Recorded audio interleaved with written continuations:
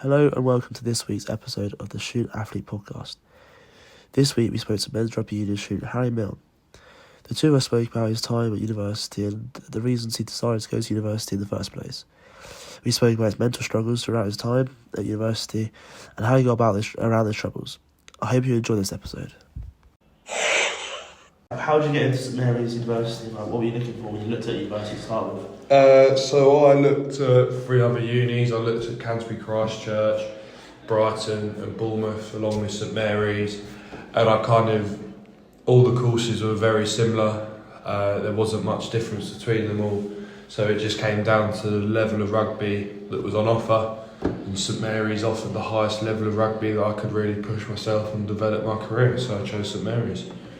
So you looked at the sport particularly. So what does St Mary's bring? What facilities do they have? So I think what kind of swayed me towards St Mary's was obviously the fact that it was in Twickenham. Obviously being a huge rugby fan, huge rugby player, you can't turn down the opportunity to live in Twickenham right by the stadium. And obviously I've had working opportunities at the stadium, doing bar work, stewarding, which has been pretty cool. So going to the stadium's kind of become like a weekly thing when there's a match on, which is pretty cool.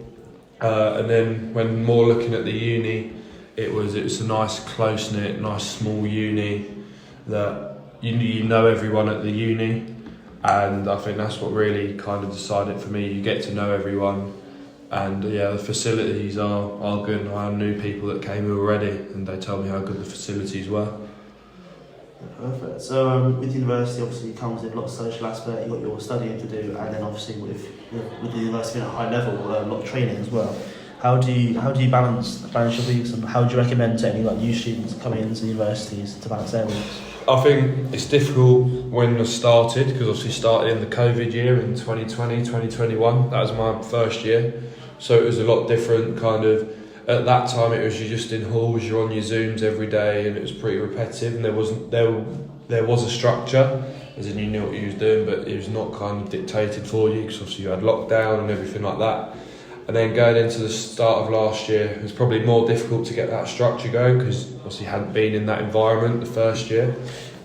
So kind of to start with, just had everything written down that was in my week, and then I personally just wrote it down on my calendar on my phone, so I knew I was not missing anything. But I know from a rugby perspective it's quite difficult, because we play on a Wednesday, obviously compared to a Saturday if you're playing for a club, so I would kind of work my week differently. So my Wednesday was my Saturday, and I'd be working on a Saturday and Sunday, so kind of you just got to alter your week. So balancing social life, so would you say you have an even split, like 33% social, 33% working, 33% training, or would you alter your I work? think it just depends what you've got on in that week. Like some days we'd be going to for example Exeter away, and I remember those days, and we were having to leave at 6 in the morning. So I know on that Tuesday, I've got to get to bed early. So that social aspect, just with my housemates, kind of took a hit, and then you just got to decide it week by week. You can't. Yeah, some days is more social. Yeah, you can never plan too far in advance. I know, especially this season, be quite lucky to play up at Grasshoppers. Play on a Saturday as well. So I know on a Thursday, Friday, I've got to recover for the game on Saturday. So I wouldn't go out on Friday night, for example. So I'm in good condition for the Saturday, and then go out on the Saturday with the beers and with the boys. Would you say that the amount of training recovery, you're saying playing 2 games a week, and then you've got a lot of work in your third year, you've got dissertations to do, that's taking a toll on mental health over the whole year? Yeah, it's pretty taxing, because you're trying to balance everything. You've just got to be smart with it. And you probably get one chance to do university, but you'll have a lot more chances to go out for beers with the boys. So you've got to take the hit. You've got to go, right, I'm not going to go out this Friday. I'm gonna go to bed early, get in the library on Saturday, do some work, and you've got to get used to working when you're hungover as well, because otherwise you're never going to get anything done. You just kind of got to tough through it, and yeah, it's tough, but as long as you've got a good support group around you, especially with the rugby boys, kind of what I found quite nice is that I live with boys that don't play rugby and have no relation to rugby. So I go home and the rugby environment stops, especially being president where it can be quite full on. I come to uni yet, then I'm sat with the rugby boys, but we're rarely ever talking about our rugby. We're always talking about other rugby, and if not, we're just sitting there in silence doing work, just keeping each other company. So I mean, you've just got to learn to balance everything. I think it's quite good for learning when you become an adult and go out into the working world, that it's just getting your balance right. So looking at this whole channel is about recommending to secondary or secondary school kids looking to go to university, what would you recommend? First of all, looking at university, what would you first look? They got their course sorted. What would you think to recommend? So obviously everyone differs, but I found for me, just go somewhere that makes you feel comfortable.